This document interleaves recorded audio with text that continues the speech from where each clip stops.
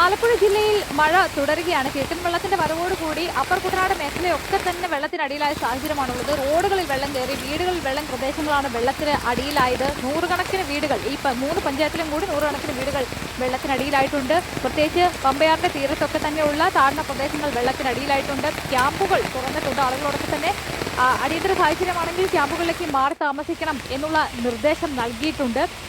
സാധാരണഗതിയിൽ കുറച്ചുകൂടി കഴിഞ്ഞ് ജൂണൊക്കെ ആകുമ്പോഴേക്കാണ് ഇവിടെ വെള്ളം കയറാറുള്ളത്. പക്ഷേ ഇത്തവണ കുറച്ച് നേരത്തെ വെള്ളം കയറിയ സാഹചര്യമുണ്ട്. അതുകൊണ്ട് നേരത്തെ തന്നെ ഇവർ ദുരിതാശ്വാസ ക്യാമ്പുകളിലേക്ക് മാറേണ്ട ഒരു സാഹചര്യം ഉണ്ടായിട്ടുണ്ട്. അതിനുവേണ്ടിയുള്ള തയ്യാറെടുപ്പിലാണ് ഈ വീട്ടുകാരടക്കമുള്ളത്.